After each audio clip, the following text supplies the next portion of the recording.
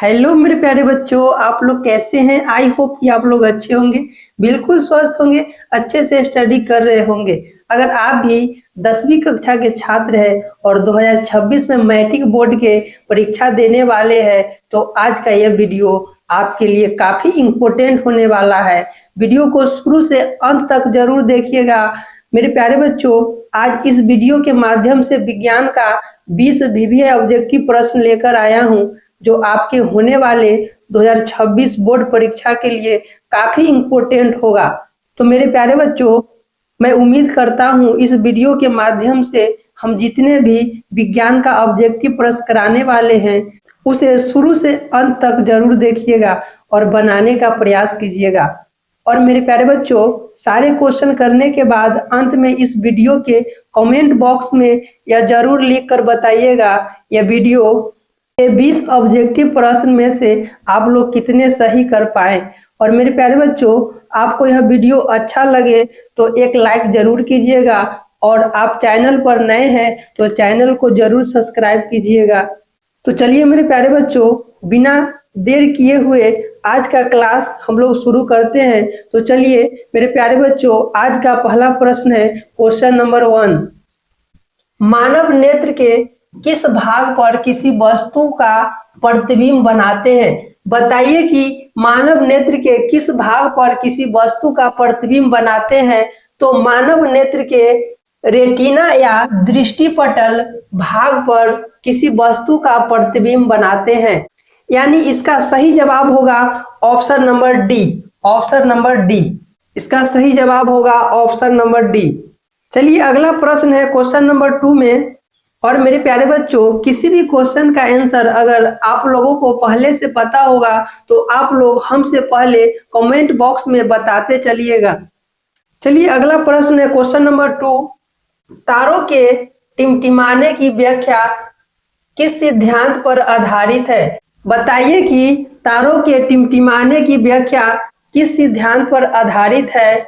तो तारों के टिमटिमाने की व्याख्या अपवर्तन के सिद्धांत पर आधारित है। यानी इसका सही जवाब होगा option number A. Option number A इसका सही जवाब होगा ऑप्शन नंबर ए। चलिए अगला प्रश्न है क्वेश्चन नंबर 3 में कहता है नेत्र लेंस की फोकस दूरी अधिक हो जाने से कौन सा दृष्टि दोष होता है। बताइए कि नेत्र लेंस की फोकस दूरी अधिक हो जाने से कौन सा दृष्टि दोष होता है। तो नेत्र लेंस की फोकस दूरी अधिक हो जाने से दूरदृष्टि दोष होता है। यानी इसका सही जवाब होगा option number B. Option number B. Option number B. चलिए अगला प्रश्न है क्वेश्चन नंबर 4 में कहता है नेत्र में किसी वस्तु का बना प्रतिबिंब होता है। बताइए कि नेत्र में किसी वस्तु का बना प्रतिबिंब कैसा होता है। तो नेत्र में किसी वस्तु का बना प्रतिबिंब वास्तविक, उल्टा तथा छोटा होता है। यानी इसका सही जवाब होगा option number C. Option number C. Option number C. Option number C. चलिए अगला प्रश्न है क्वेश्चन नंबर 5 में कहता है जो नेत्र निकट स्थित वस्तुओं को स्पष्ट नहीं देख पाता उस नेत्र में होता है।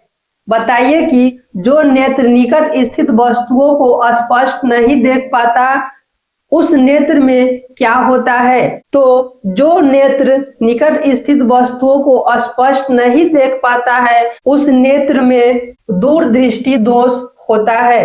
यानी आपका सही जवाब है option number A. Option number A सही जवाब है option number A. Option number A. चलिए अगला प्रश्न है क्वेश्चन नंबर 6 में कहता है श्वेत प्रकाश की किरण जब किसी प्रिज्म से होकर गुजरती है तब जो रंग सबसे अधिक विचलित होता है वह है। बताइए कि श्वेत प्रकाश की किरण जब किसी प्रिज्म से होकर गुजरती है तब जो रंग सबसे अधिक विचलित होता है वह कौन सा रंग है। तो श्वेत प्रकाश की किरण जब किसी प्रिज्म से होकर गुजरती है तब जो रंग सबसे अधिक विचलित होता है वो बैगनी है। कौन सा रंग है मेरे प्यारे बच्चों? बैगनी है। यानी इसका सही जवाब है option number C, option number C, option number C, option number C. सही जवाब क्या है? Option number C. चलिए अगला प्रश्न है क्वेश्चन नंबर 7 में, अपने लेंस की फोकस दूरी, अपने लेंस की फोकस दूरी को बदलकर दूर या निकट की वस्तुओं को साफ साफ देख सकने के आंख के गुण को कहते हैं। बताइए कि अपने लेंस की फोकस दूरी को बदलकर दूर या निकट की वस्तु को साफ साफ देख सकने के आंख के गुण को क्या कहते हैं? तो अपने लेंस की फोकस दूरी को बदलकर दूर या निकट की वस्तु को साफ साफ देख सकने के आंख के गुण को समंजन क्षमता कहते हैं, समंजन क्षमता कहते हैं। यानी आपका सही जवाब होगा option number B, option number B. सही जवाब होगा option number B, option number B. चलिए अगला प्रश्न है क्वेश्चन नंबर 8 में कहता है, जरा दूरदृष्टिता से पीड़ित व्यक्तियों का उपचार किस प्रकार के लेंस से किया जाता है? बताइए कि जरा दूरदृष्टिता से पीड़ित व्यक्तियों का उपचार किस प्रकार के लेंस से किया जाता है? तो जरा दूरदृष्टिता से पीड़ित व्यक्तियों का उपचार बाइफोकल प्रकार के लेंस से किया जाता है, बाइफोकल प्रकार के लेंस से किया जाता है। यानी इसका सही जवाब होगा option number B, option number B, option number B. इसका सही जवाब होगा ऑप्शन नंबर बी। चलिए अगला प्रश्न है क्वेश्चन नंबर 9 में कहता है, एक स्वस्थ मानव नेत्र के लिए निकट तथा दूर बिंदु क्रमशः होते हैं। बताइए कि एक स्वस्थ मानव नेत्र के लिए निकट तथा दूर बिंदु क्रमशः होते हैं। तो एक स्वस्थ मानव नेत्र के लिए निकट तथा दूर बिंदु क्रमशः 25 सेंटीमीटर एवं अनंत होते हैं। यानी इसका सही जवाब होगा option number D, option number D.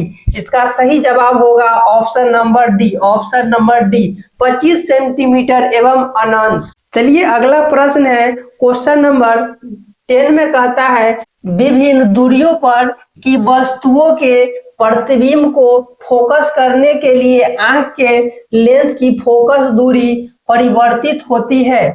बताइए कि विभिन्न दूरियों पर की वस्तुओं के प्रतिबिंब को फोकस करने के लिए आंख के लेंस की फोकस दूरी परिवर्तित होती है। तो विभिन्न दूरियों पर की वस्तुओं के प्रतिबिंब को फोकस करने के लिए आंख के लेंस की फोकस दूरियां परिवर्तित सिलियरी पेशियों द्वारा होती है, सिलियरी पेशियों द्वारा होती है, सिलियरी पेशियों द्वारा होती है, सिलियरी पेशियों द्वारा होती है। यानी सही जवाब होगा option number C, option number C. यानी सही जवाब होगा option number C, option number C. चलिए अगला प्रश्न है क्वेश्चन नंबर 11 में कहता है, जो नेत्र दूर स्थित वस्तुओं को स्पष्ट नहीं देख पाता उस नेत्र में होता है। बताइए कि जो नेत्र दूर स्थित वस्तुओं को स्पष्ट नहीं देख पाता उस नेत्र में क्या होता है? तो जो नेत्र दूर स्थित वस्तुओं को स्पष्ट नहीं देख पाता उस नेत्र में निकट दृष्टि दोष होता है, निकट दृष्टि दोष होता है। यानी इसका सही जवाब होगा option number B, option number B. यानी इसका सही जवाब होगा option number B, option number B. चलिए अगला प्रश्न है क्वेश्चन नंबर 12 में, किस दृष्टि दोष में किसी वस्तु का प्रतिबिंब रेटिना के आगे बनता है? बताइए कि किस दृष्टि दोष में किसी वस्तु का प्रतिबिंब रेटिना के आगे बनता है? तो निकट दृष्टि दोष में, तो निकट दृष्टि दोष में किसी वस्तु का प्रतिबिंब रेटिना के आगे बनता है। यानी आपका सही जवाब होगा option number A, option number A. सही जवाब होगा option number A, option number A. चलिए अगला प्रश्न है क्वेश्चन नंबर 13 में कहता है, नेत्र की समंजन क्षमता कम हो जाने से उत्पन्न होता है। बताइए कि नेत्र की समंजन क्षमता कम हो जाने से उत्पन्न होता है क्या उत्पन्न होता है? तो नेत्र की समंजन क्षमता कम हो जाने से जरा दृष्टि दोष उत्पन्न होता है। जरा दृष्टि दोष उत्पन्न होता है, यानी आपका सही जवाब होगा option number C. Option number C, यानी आपका सही जवाब होगा option number C. Option number C. चलिए अगला प्रश्न है क्वेश्चन नंबर 14। चंद्रमा पर खड़े अंतरिक्ष यात्री को आकाश प्रतीत होता है। बताइए कि चंद्रमा पर खड़े अंतरिक्ष यात्री को आकाश कैसा प्रतीत होता है? तो चंद्रमा पर खड़े अंतरिक्ष यात्री को आकाश काला प्रतीत होता है। आकाश कैसा प्रतीत होता है? काला प्रतीत होता है, यानी आपका सही जवाब होगा option number D. Option number D सही जवाब होगा option number D. Option number D.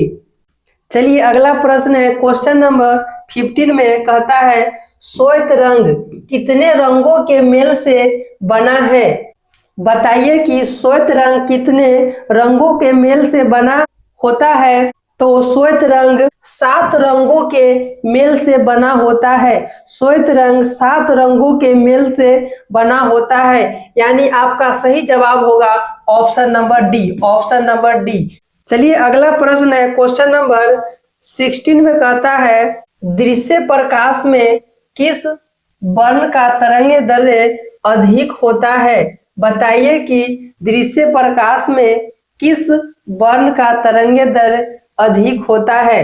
तो दृश्य प्रकाश में लाल वर्ण का तरंगदैर्घ्य सबसे अधिक होता है, यानी आपका सही जवाब होगा option number B. Option number B. Option number B. चलिए अगला प्रश्न है क्वेश्चन नंबर 17 में कहता है इंद्रधनुष का बनना किस परिघटना पर आधारित है?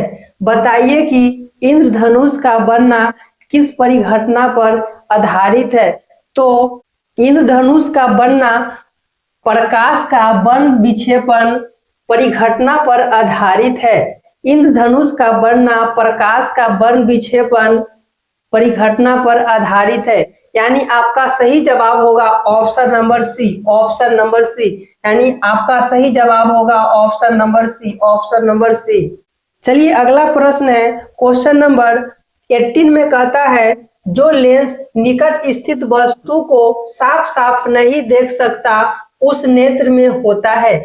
बताइए कि जो नेत्र निकट स्थित वस्तु को साफ साफ नहीं देख सकता उस नेत्र में क्या होता है? तो जो नेत्र निकट स्थित वस्तु को साफ साफ नहीं देख सकता उस नेत्र में दूरदृष्टि दोष होता है। दूरदृष्टि दोष होता है। दूरदृष्टि दोष होता है, यानी इसका सही जवाब होगा option number A. Option number A. Option number A. Option number A. चलिए अगला प्रश्न है क्वेश्चन नंबर 19 में कहता है किसी कोलाइडी विलयन में निलंबित कणों से प्रकाश के परिकिरणन को कहा जाता है। बताइए कि किसी कोलाइडी विलयन में निलंबित कणों से प्रकाश के परिकिरणन को क्या कहा जाता है? तो किसी कोलाइडी विलयन में निलंबित कणों से प्रकाश के परिकिरणन को टिंडल प्रभाव कहा जाता है। क्या कहा जाता है? टिंडल प्रभाव कहा जाता है, यानी आपका सही जवाब होगा, यानी इसका सही जवाब होगा option number C. Option number C. Option number C. Option number C. चलिए अगला प्रश्न है क्वेश्चन नंबर 20 में कहता है सामान्य मानव नेत्र को दूर बिंदु कितना होता है? कितना होता है?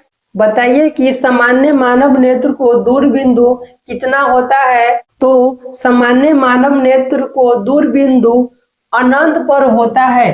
अनंत पर होता है। सामान्य मानव नेत्र को दूर बिंदु अनंत पर होता है, यानी इसका सही जवाब होगा option number D. Option number D. Option number D, यानी इसका सही जवाब होगा option number D. Option number D. तो मेरे प्यारे बच्चों, इस वीडियो के माध्यम से हम पूरे के पूरे 20 विज्ञान के वीवीआई प्रश्न को कंप्लीट कर दिए हैं। तो आप लोग बताइए यह 20 ऑब्जेक्टिव प्रश्न में से आप लोग कितना प्रश्न सही कर पाए। और मेरे प्यारे बच्चों, अगर वीडियो अच्छा लगा होगा तो एक लाइक जरूर कीजिएगा, और आप चैनल पर नए हैं तो चैनल को जरूर सब्सक्राइब कर दीजिएगा। तो चलिए मेरे प्यारे बच्चों, मिलते हैं नेक्स्ट वीडियो में, तब तक के लिए थैंक यू। जय हिंद, जय भारत।